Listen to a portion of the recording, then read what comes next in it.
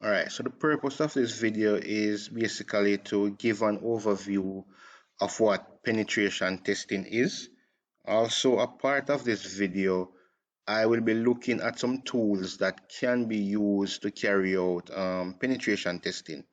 Alright, I'll also look at the different phases that one might go through in terms of carrying out a successful penetration test. All right, so in short, we can say that a penetration test is the practice of finding vulnerabilities and risk with the purpose of securing the computer or network system. Now, why is penetration testing important? Technology has become a very important part of our day-to-day lives. Most companies nowadays rely on the use of technology for their day-to-day operation. Now, while we use these technologies, it is very important for us to also think about the security implications.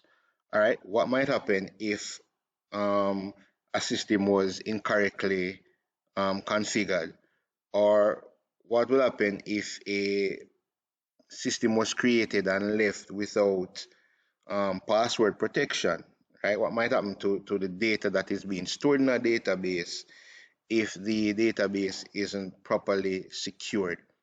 So penetration testing really and truly serves the purpose of allowing us to discover vulnerabilities, right? Apart from discovering vulnerabilities, a penetration test also allows an organization to test for security compliance, all right? And it also allows for the testing or to verify if staff are security aware. So basically just to check staff awareness as it relates to security. All right. Now again, anything can happen that makes your overall IT infrastructure vulnerable. It could be human error, it could be even the complexity of the very system that you are using can pose certain vulnerabilities. All right. Things like an insecure network, as I said before, a database being left without proper protection or security protection that can lead to issues. All right. So for a more detailed definition of what penetration testing is, we can say that a penetration test, also known as a pen test, which you'll hear me refer to it as pen test from time to time, is an authorized simulated attack on a computer system designed to evaluate the security system. All right. So the test is performed to identify weaknesses, including the potential for unauthorized parties to gain access to the system's features and data, as well as strengths, enabling a full risk assessment to be completed. So the penetration test can assist us in doing a full risk assessment. Now, I usually tell persons that a penetration test and a risk assessment are two different things. However, your penetration testing can form a part of your risk assessment. So, penetration testing and risk assessment are not the same thing. All right. Now, in terms of the penetration testing process, there are a few things that we would need to undertake or a few things that we would need to carry out. All right. So, a few phases that are involved. So, the first one, and for me, this is an important one. Now, most persons tend to overlook the pre engagement actions phase. Now, I like this phase a lot. From time to time, when I'm teaching, students will say to me, "Sir, why can't we try to hack a website, or why can't we try to hack a wireless network, or whatever the case is?" Now, going out and carrying out and trying to get unauthorized access to someone's website or network, it is considered illegal in most countries, in most jurisdictions. Right? So students tend to forget that part. And not only students, but um, persons who would want to engage in ethical hacking or penetration testing tend to ignore that part as well, that some agreement must be made with the organization who you want to carry out the penetration test against. All right. So the second phase is the reconnaissance slash information gathering phase. All right. This is where you basically try to gather as much information as possible on the organization's network, and any other information you can gather. No, it depends on the category of penetration testing that you'll be participating in. You might be given some information, all the information, or no information at all, which means that you will have to gather your information for yourselves. Right? Now, a part of the reconnaissance phase as well, you might see where persons carry out scanning activities. So some texts or some sources might refer to the reconnaissance phase as the scanning phase, or they might say reconnaissance and scanning phase. Now, the third phase is the threat vulnerability identification phase. All right. So this is where you try to identify, as the pen tester, you try to identify all vulnerabilities. And moving on from this phase, we move into the exploitation phase. Now, as the name suggests, the exploitation phase is where we try to take advantage or exploit the vulnerabilities that were previously identified. Moving on from this is the post exploitation phase. Now, again, some persons might refer to this as the risk analysis phase. All right, so you did the exploitation of the vulnerabilities. Now you need to look at what the exploitation is saying to you, what these vulnerabilities are saying to you. All right. How serious should you take these vulnerabilities?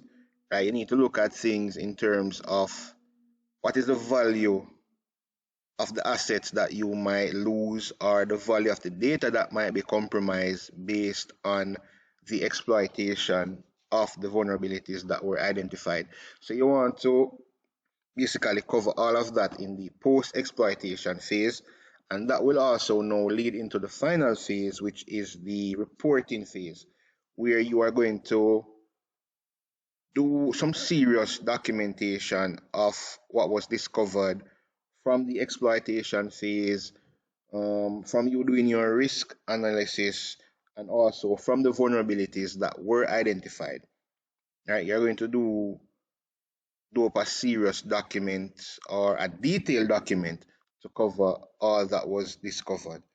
All right, and this could also include a risk assessment matrix where you detail the seriousness of the different risks that were discovered. All right. All right. So for those who will be carrying out the penetration test, they are normally placed in teams. Normally two teams. Now the red team and the blue team. Now your red team is seen as the offensive team, or the team that is on offense. So they try to discover all vulnerabilities and also try to exploit these vulnerabilities. While there is your blue team, which seeks to defend or stop the red team from exploiting the vulnerabilities. All right, this sort of take me back to the NFL, or American football, as some persons call it, where there is one team on offense going up against the defense. All right, and I guess with most sports, it's the same thing: offense, defense. All right, so it's a similar thing with penetration testing, where you have your red team who is an offensive team that attempts to discover vulnerabilities in a network or computer system, going up against the blue team, which is a defensive security team that attempts to close vulnerabilities and stop the red team. Now, there is a third team that is not as popular as red and blue, and that's the purple team. Now, they are a mixture of the red and blue teams, right? And for persons who are familiar with Jamaican saying, the purple team or persons on the purple team would sort of be like boaty on two sides, right? So they're basically playing on two sides. But for the most part, you will come across the red team and the blue team. So again, red team trying to attack, blue team trying to defend. All right. Now this leads us into the categories of penetration testing. And the first category I want to talk about is the black box penetration testing. Now, for the black box, you'll have the penetration tester being placed in a situation where they are not given any information whatsoever. So they are looked at as an average threat agent or an average hacker.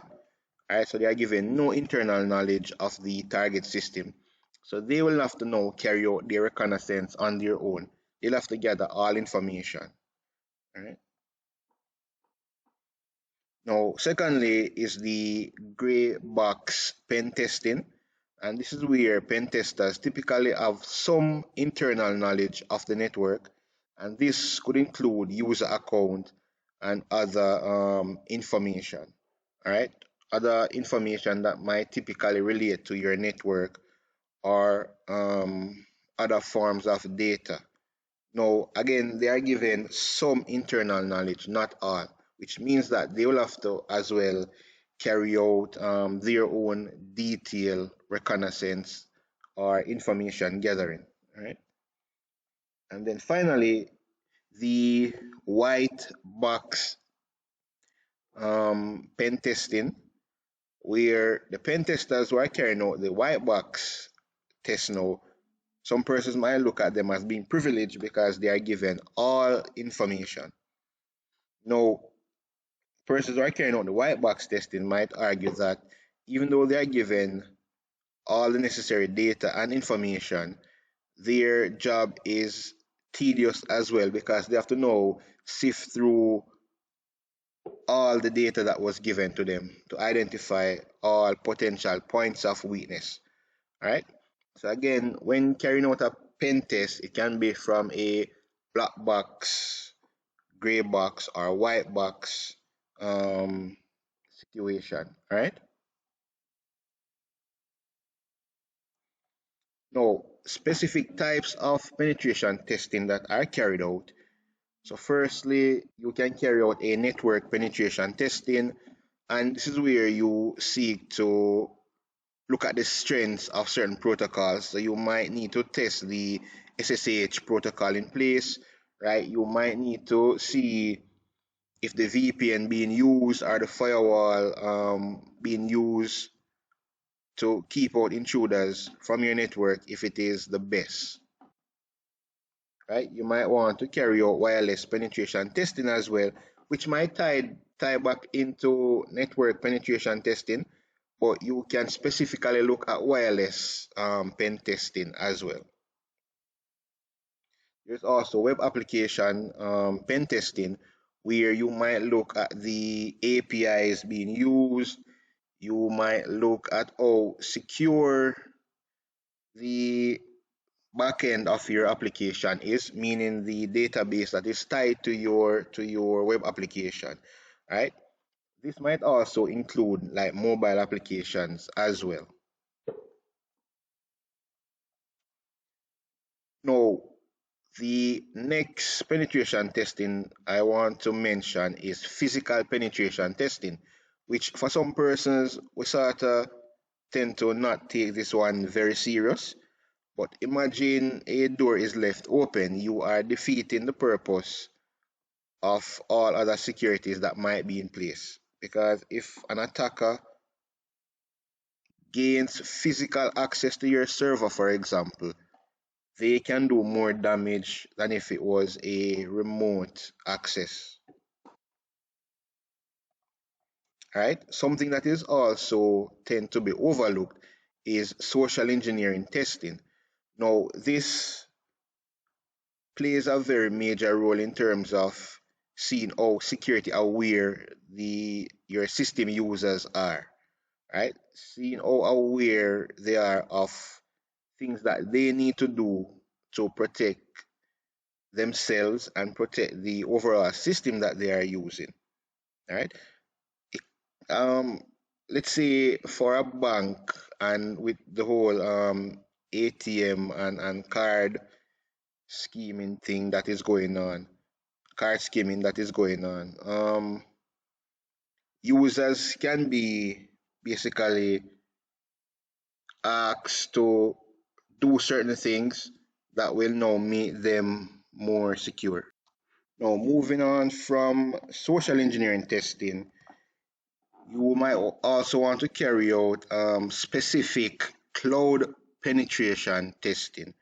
All right, now we know that most organizations, most companies nowadays, well, let me not say most, but cloud computing is a very big part of a lot of organizations nowadays. All right, from simply just building a website and having your database host via a cloud service provider is a regular thing nowadays. All right, so you might find yourself carrying out a penetration test that involves network testing, wireless testing, web application testing, physical testing, or you can carry out specific penetration tests that speaks to these individual tests.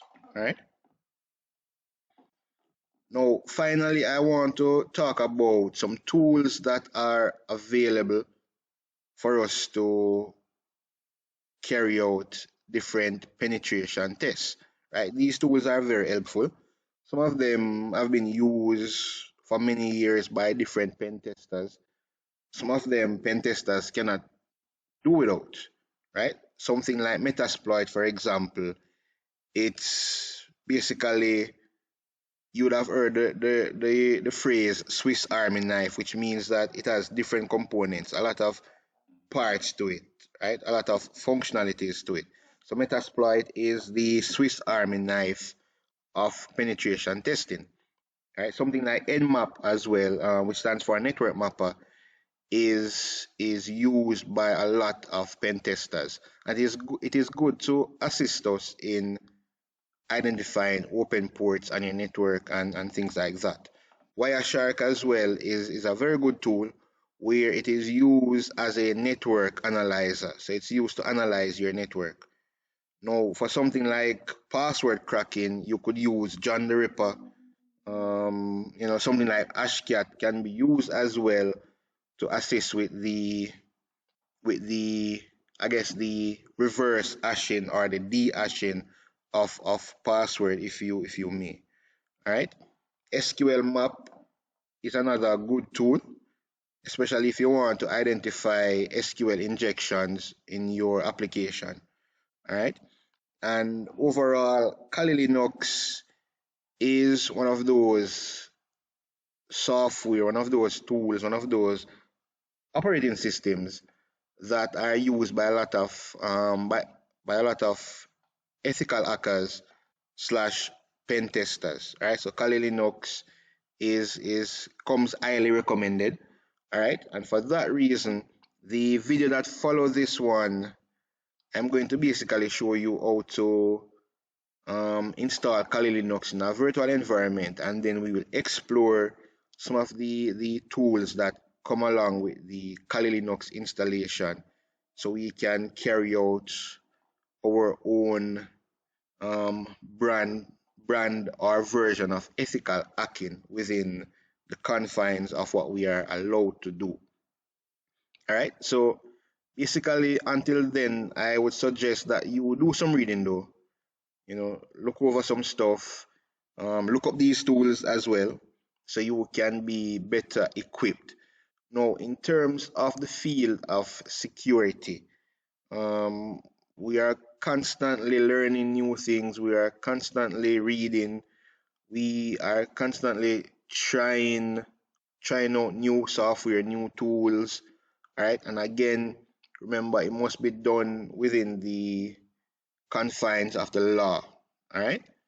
So, disclaimer, talking about these tools is from a purely educational standpoint.